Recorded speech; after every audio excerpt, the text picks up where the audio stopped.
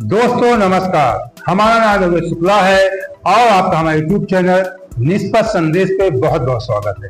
दोस्तों, हम और आप अपने देश में अक्सर ऐसी घटनाएं सुनते हैं कि किसी मेले में भगदड़ हो गई या किसी साधु महात्मा के प्रवचन या कथा में या किसी बड़े सरकारी कार्यक्रम में मिसमैनेजमेंट की वजह से भगदड़ हो जाती है। तो ऐसा ही हाल कल 4 जून को बेंगलुरु में हुआ कर्नाटक सरकार के एक कार्यक्रम में, जिसे आपने सुना भी होगा कि आरसीबी की जीत का जश्न होना था। रॉयल चैलेंजर्स बेंगलुरु की टीम ने, आपको बता दें, 18 साल बाद ट्रॉफी जीता था मंगलवार को 3 जून को। उसी दिन जब सरकार ने कहा कि कल जीत की खुशी मनाई जाएगी, उसके बाद 3 जून से की रात से ही, मंगलवार की रात को ही सड़कों में लोग इकट्ठा होने लगे थे और इस बात की घोषणा की गई थी कि विधानसभा में सम्मान समारोह होगा और उसके बाद विक्ट्री परेड होगी। और ये परेड विधानसभा से 1 किलोमीटर लंबा सफर है, चिन्नास्वामी स्टेडियम के बीच में परेड होगी। इसी परेड को देखने के लिए वहां पे लाखों लोग उमड़ पड़े। आपको बता दें, जिस प्रकार वहां के मुख्यमंत्री सिद्धरामैया ने बताया इस भगदड़ के बाद कि जब विधानसभा में सम्मान समारोह हो रहा था तो उस समय विधानसभा के बाहर लगभग 1 लाख लोग मौजूद थे। दूसरी तरफ पूरे रास्ते में लोग थे और चिन्नास्वामी स्टेडियम के बाहर लगभग 3 लाख लोग मौजूद थे। जबकि आपको बता दें, चिन्नास्वामी स्टेडियम की जो क्षमता है, कैपेसिटी है, वो 35 से 40 हजार लोगों के बैठने की है। और इस बात की घोषणा कर दी गई थी। भगदड़ के कारण क्या है, ये आज आपको हम सिलसिलेवार बताएंगे। ये आपको जानना चाहिए कि भगदड़ क्यों हुई, इसके जिम्मेदार व्यक्ति कौन है। तो आपको बता दें, वहां पे 3 लाख लोग मौजूद थे और 35-40 हजार लोगों के बैठने की व्यवस्था थी। और इस बात की घोषणा कर दी गई थी कि फ्री ऑफ कॉस्ट, कोई पैसा नहीं लगेगा, कुछ पास अलाउ हुए थे, उसके माध्यम से लोगों की एंट्री थी। और जब लोगों को लगा कि विक्ट्री परेड होगी तो लोग एक हुजूम उमड़ पड़ा कि अगर हम अंदर नहीं भी घुसने पाएंगे तो रास्ते में अपने खिलाड़ियों को, अपने स्टार्स को हम लोग देख लेंगे। इसी वजह से इतनी भीड़ ज्यादा बढ़ गई और इस भीड़ को मैनेज करने के लिए कोई भी शासन स्तर से या पुलिस व्यवस्था, कोई भी मैनेजमेंट सही ढंग से नहीं किया गया था। इतने बड़े कार्यक्रम की घोषणा कर दी गई। इतने बड़े कार्यक्रम की तैयारी करने के लिए कम से कम 2-4 दिन का समय लेना चाहिए सरकार को।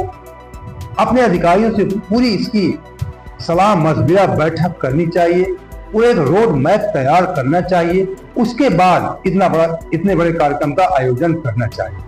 आपको बता दें, इतनी बड़ी घटना के पीछे कौन लोग जिम्मेदार हैं, जहां पे लगभग 1 दर्जन लोग मारे गए भगदड़ में, लगभग 3 दर्जन लोग घायल हो चुके थे, जो अभी तक जानकारी है। तो इतनी बड़ी घटना के पीछे जिम्मेदार व्यक्ति कौन हो सकते हैं? आप बता दें, वहां का पुलिस प्रशासन, जीएम, वहां के गृह मंत्री, आरसीबी मैनेजमेंट, वहां की सरकार, ये सारे लोग इस घटना के जिम्मेदार हैं। वहां के सीएम खुद सिद्धरामैया ने कहा कि जितनी भीड़ आ गई थी, हम लोगों को इतनी भीड़ की उम्मीद नहीं थी। अब यहाँ पे सोचने वाली बात है कि आप सरकार है, आपको कैसे उम्मीद नहीं थी कि इतनी भीड़ आ जाएगी? आपको मैनेजमेंट करना चाहिए। निश्चित तौर पे सबसे बड़ा फेलियर अगर माना जाता है, सरकार का ही फेलियर माना जाता है, क्योंकि भीड़ से आप ये उम्मीद नहीं कर सकते कि भीड़ अपने आप मैनेज हो जाएगी। आप बता दें, आरसीबी मैनेजमेंट ने 4 जून की सुबह सोशल मीडिया पर विक्ट्री परेड निकालने का ऐलान कर दिया था और दोपहर 3:15 बजे 3:15 पे सोशल मीडिया प्लेटफॉर्म पे एक्स पे विक्ट्री परेड के टिकट का विज्ञापन भी पोस्ट कर दिया गया था। तभी पुलिस की तरफ से साफ साफ नहीं बताया गया कि विक्ट्री परेड होगी या नहीं होगी, परमिशन दिया गया नहीं दिया गया। सवाल, इतनी भीड़ मैनेज करने की प्लानिंग कैसे की गई, इस बारे में कोई व्यवस्था नहीं की गई। अगर परमिशन नहीं दी गई थी तो इसका मैसेज भी नहीं दिया गया।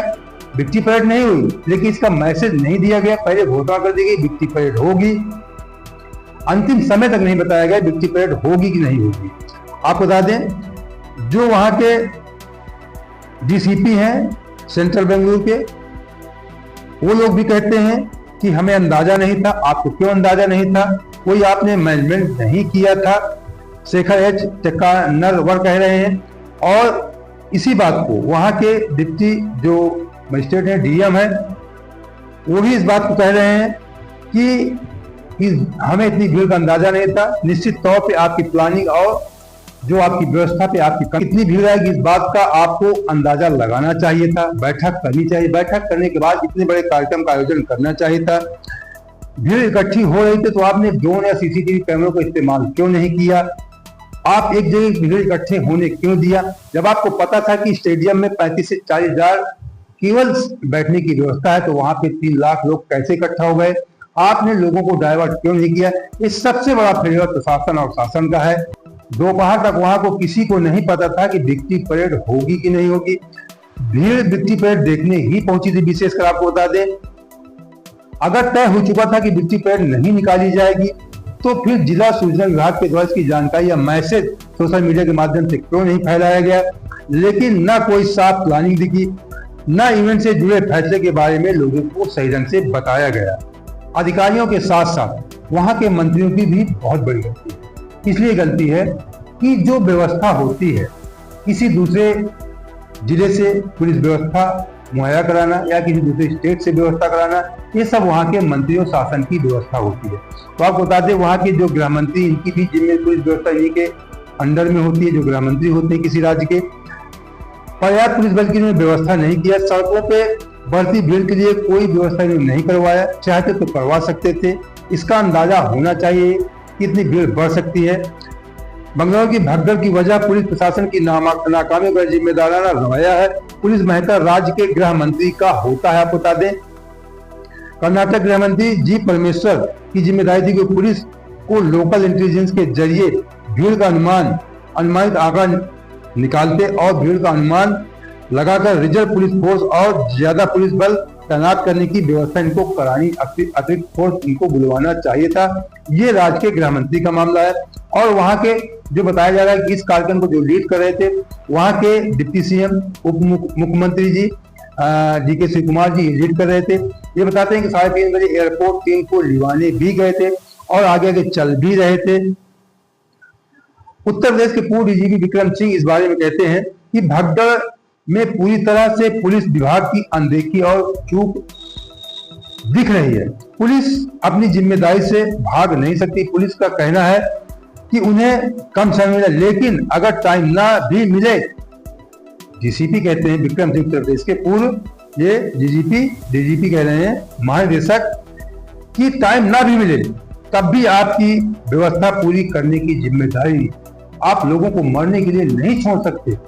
काफी समय था जब विधानसभा में जश्न मनाया जा रहा था, आप इतनी भीड़ वहां पे पहुंच चुकी थी, लाखों लोग पहुंच चुके, उसके बाद ही आपको व्यवस्था कर देनी चाहिए। 3 लाख लोग कैसे पहुंचे? जब लाखों लोगों की भीड़ इकट्ठे हो चुकी थी, आपको भीड़ को डाइवर्ट करना चाहिए। आपको पता था कि भीड़ कुछ भी कर सकती है। भीड़ अक्सर ऐसे कार्यक्रमों में बेकाबू हो ही जाती है। और वहां पे स्टेडियम में 35-40 हजार लोगों की बैठने की जब व्यवस्था है, बाहर 3 लाख लोग खड़े हैं, तो ये आपको जरूर देखना चाहिए। ये 3 लाख लोग अंदर जरूर घुसने का प्रयास करेंगे और वही हाल होगा। ऐसी भी खबरें हैं कि जब बाहर भगदड़ हो रही थी तो अंदर जीत का जश्न चल रहा था। लेकिन उसके बाद वहां के deputy CM DK Shiv Kumar ने कहा कि जब मुझे थोड़ी सी जानकारी, मैंने तुरंत खिलाड़ियों से कहा कि अपना कार्यक्रम तुरंत 10 मिनट के अंदर खत्म कर दीजिए।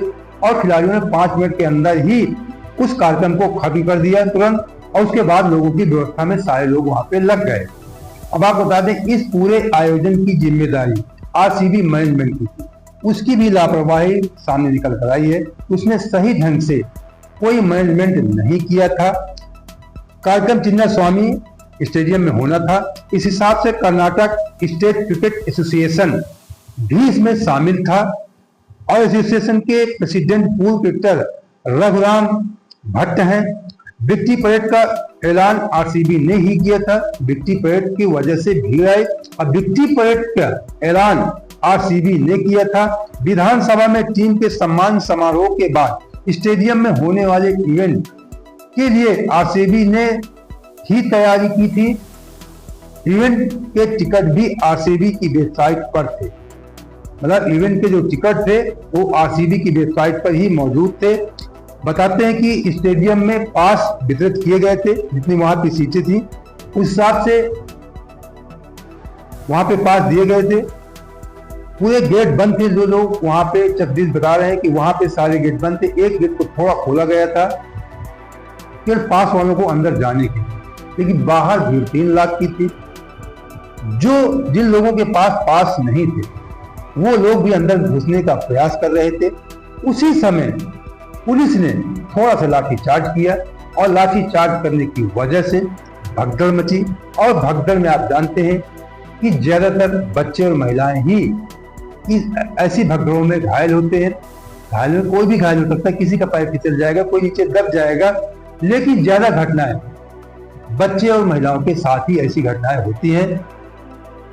आपको बता दें, जो हमने शुरू में बताया कि 3 जून की रात ही लोग सड़कों पे आ गए थे और इसकी जो आरसीबी ने जब घोषणा कर दिए थे विक्ट्री परेड निकालने के लिए, और ये विक्ट्री परेड ओपन बस खुली बस में होने वाली थी। जैसे 2024 की टीम इंडिया के T20 वर्ल्ड कप जीतने के बाद मुंबई में हुआ था, जैसे मुंबई में टीम इंडिया के जीतने के बाद हुआ था, उसी प्रकार की विक्ट्री परेड ये आरसीबी मैनेजमेंट करवाना चाहता था खुली बस में। ये सबसे बड़ा कारण है, ये मेन कारण है विक्ट्री परेड का होना। विक्ट्री परेड की घोषणा न होती तो शायद इतनी बड़ी घटना न होती। लोगों को लगा कि हम भी बाहर देख रहे हैं, लोग विधानसभा और चिन्ना स्वामी के बीच में भीड़ इकट्ठा हो गई। अगर ये न पता होता कि विक्ट्री परेड होगी, लोगों को ये जानकारी न होती कि विक्ट्री परेड होगी, तो शायद लोग वहां पे इकट्ठे न होते। तमाम जगह में बताया कि एक गेट खुला होने की वजह से, थोड़ा पुलिस बल प्रयोग होने की वजह से इतनी बड़ी घटना घट गई, अफरा तफरी मच गई, लोग जमीन पे गिर पड़े। लोगों ने बताया कि वहां पे कोई मदद करने वाला नहीं था। कुछ एक व्यक्ति ने बताया कि वहां पे महिलाएं गिर रही थी, कोई उनकी मदद करने के लिए वहां पे तैयार नहीं था, कोई पुलिस बल पर्याप्त नहीं था। वहां के सीएम सिद्धरामैया ने खुद कहा कि हमें भीड़ का अंदाजा हो चुका था, इसी वजह से हमने विक्ट्री परेड की परमिशन नहीं दिया। ये पूरी जो जीत थी, जीत की खुशी थी, गम में बदल गई, जो बहुत बड़ी दुखद घटना है। इस बात को लेकर के आपको बता दें, प्रधानमंत्री मोदी जी ने भी पोस्ट किया, दुख जताया, राहुल गांधी ने भी दुख जताया। राहुल गांधी ने कहा कि कोई भी खुशी जो है किसी की जिंदगी से ज्यादा नहीं हो सकती है। अब यहाँ पे एक बात समझने वाली है, जो इतनी बड़ी घटनाएं हमारे देश में घटित होती है, क्या इसकी पूरी जिम्मेदारी शासन और प्रशासन की ही होनी चाहिए? हमारी आपकी कोई जिम्मेदारी नहीं है। निश्चित तौर पे शासन प्रशासन की जिम्मेदारी होती है देश और प्रदेश के लोगों की रक्षा करना, सुरक्षा व्यवस्था करना, लेकिन इसके पीछे कहीं न कहीं हम आप भी जिम्मेदार हैं। ऐसी बड़ी घटनाओं में आप देखते हैं कि अक्सर महिलाएं और बच्चे ही दुर्घटनाग्रस्त होते हैं। तो सबसे पहले हमारी आपकी जिम्मेदारी है कि ऐसे कार्यक्रमों से महिलाओं और बच्चों को जाने से रोकना चाहिए। ऐसे कार्यक्रमों से अगर बच्चे जिद कर भी रहे हैं तो साथ में जाना चाहिए, अनदेखा नहीं करना चाहिए, भीड़ बढ़ने पे वहां से दूर हटना चाहिए। और विशेषकर आप बता दें, जो घटनाएं घटित होती है नौजवानों के द्वारा ही होती है, क्योंकि जब कहीं ना कहीं भगदड़ की स्थिति आती है तो नौजवान कूद फांद कर छिटक कर बाहर निकलना चाहते हैं। उनके पीछे उनके नीचे कौन बूढ़ी औरत या छोटे बच्चे गिर गए हैं, उनको जो नौजवान उठाने का प्रयास नहीं करते हैं। निश्चित तौर पे जब ये भगदड़ हुई थी, उसी जगह पे अगर 10-20 नौजवान जोर जोर से चिल्लाने लगते और प्रयास करते तो इस भगदड़ को कम किया जा सकता था, लेकिन नहीं, नौजवान पहले चिटक कर भागने का प्रयास करते, लोगों को कूदते फांदते निकल जाते हैं। और छोटे बच्चे जो बेचारे भाग नहीं सकते, भीड़ में दब जाते हैं। महिलाएं होती हैं, महिलाओं का शरीर अक्सर थोड़ा भागने कूदने में अक्षम होता है, तमाम मोटी महिलाएं होती हैं और ऐसी भीड़ों में का शिकार हो जाती है। तो कहीं ना कहीं जिम्मेदारी हमारी और आपकी भी है कि जो हम आप अपने बच्चों को, महिलाओं को छोड़ देते हैं ऐसे कार्यक्रम में जाने के लिए। अगर वो जाने की जिद कर रहे, आप जाने मत दीजिए, जाने की जिद करें तो साथ में जाइए। और वहां का माहौल देखने के बाद अगर भीड़ है, कहीं दबाव भीड़ का बन रहा है, तो ऐसी जगह में घुसने का प्रयास मत करिए। किसी एक कोने आप खड़े हो सकते थे, निश्चित तौर पे आप किसी एक किनारा का सहारा ले सकते थे, तो ऐसी घटनाओं में कहीं ना कहीं जिम्मेदारी हमारी और आपकी भी बनती है, लेकिन निश्चित तौर पर सबसे बड़ी जिम्मेदारी सरकार की है। जब इतना बड़ा आयोजन होना था तो वहां की सरकार को पहले पूरा मैनेजमेंट करना चाहिए था, सारे अधिकारियों को बुला करके रोड मैप तैयार करवाना चाहिए था कि अगर भीड़ आ गई तब क्या किया जाएगा। वहां का शासन प्रशासन दोनों कह रहे हैं कि हमें अंदाजा है कि भीड़ इतनी ज्यादा आ जाएगी, लेकिन आपको वहां पे अगर सब लगा दी, मान लीजिए भीड़ आ गई, तब आप क्या करेंगे? ये आपको प्लानिंग करके रखना चाहिए। जो हुआ वही हुआ भी। तो निश्चित तौर पे यहाँ पे सबसे बड़ा फेलियर है तो कर्नाटक सरकार का है, वहां के मुख्यमंत्री उप मुख्यमंत्री का है कि आपने अधिकारियों के साथ बैठक क्यों नहीं किया। और पूरी तैयारी के बाद, पूरी बैठक मैनेजमेंट करने के बाद, पुलिस प्रशासन व्यवस्था करने के बाद, सारी जगह रूट डायवर्जन बना करके, बल्लियां लगा करके, 1-2 दिन का समय लेने के बाद अच्छे से कार्यक्रम का यह आयोजन किया जा सकता था।